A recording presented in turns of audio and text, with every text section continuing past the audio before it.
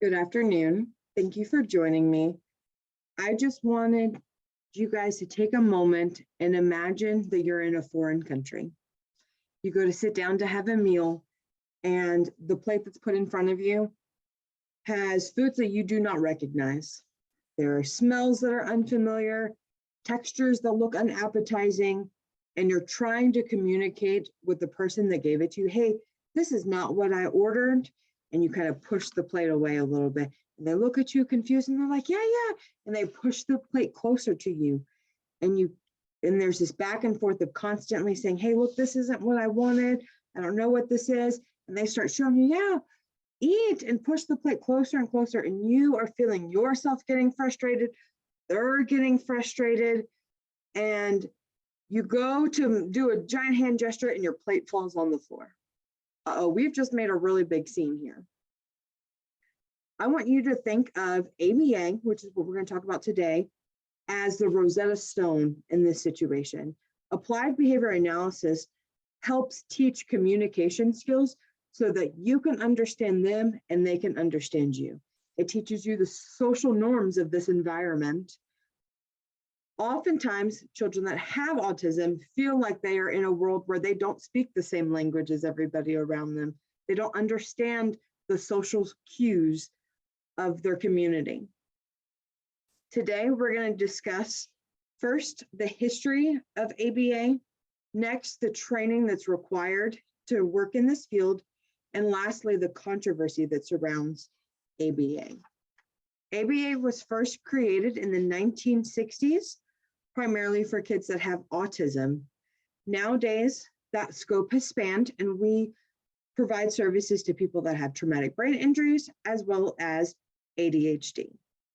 According to a survey by the Association of Professional Behavioral Analysts, more than 80% of ABA practitioners still primarily work with kids that have autism. In the mid-1960s, Ole Ivar Lovaas used behavioralist theories to create ABA.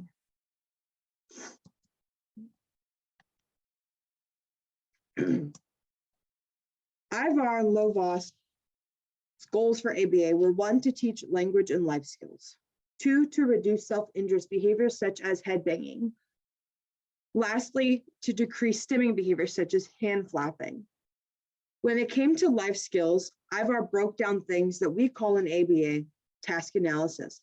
So I want you to imagine that you are learning how to brush your teeth. So first he would teach how to put the toothpaste on the toothbrush. Secondly, the next lesson would be how to just even orient the toothbrush towards your mouth, and so on and so forth. The first experiment that was done on ABA was in the 1973. This included 20 autistic children in 14 months of ABA therapy. The results showed that kids had an increase in verbal and nonverbal behaviors had improved, and their IQ had also significantly rose. A second study a couple of years later showed the second case study in 1987 showed that 9 out of 19 children who received ABA therapy progressed to a typical educational setting, so your gen ed classroom at school. Only 1 child remained the same, showed no progress, but also lost no skills. Now that we've touched briefly on the history of ABA, I'm going to talk to you about the different opportunities and career paths within ABA, or Applied Behavior Analysis. So we have a governing board called the BACB. That stands for Behavioral Analyst Certification Board.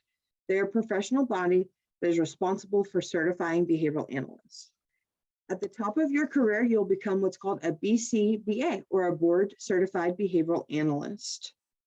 They are people that have gotten at the minimum a master's degree in either psychology, social work, or education.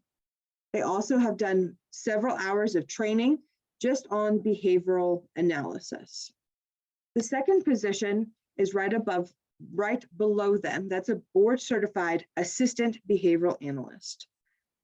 This person has gotten at the bare minimum an undergraduate in education, social work, or psychology.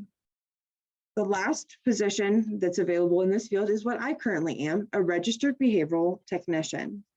I have completed a 40-hour course as well as a competency test and exam. I recertify every year and I must only practice under a BCBA. Now we've talked about the different positions here in ABA. I'd like to touch on controversy around it. There are many people that disagree with applied behavioral analysis. One of the major misconceptions is around compliance. Compliance is this idea of that I'm going to use my strength and my power to persuade you or push you to do something. People have this idea that people are rough or punish or do things that could psychologically hurt people that have autism. The second misconception is around conformity. People have the idea that ABA practitioners are trying to teach the autism out of people and force people to comply to social norms and hide their autism, or a term that they call is ableist. ABA professionals should only be focusing on cultivating social emotional skills, enabling communication, and teaching life skills. So we've touched on a brief history of ABA, the different positions within the field, and some controversy around it.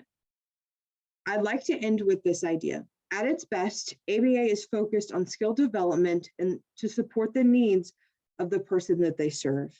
ABA should be tailored to the person's needs and their interests for providing them autonomy and self-determination throughout their experience with applied behavioral analysis and beyond.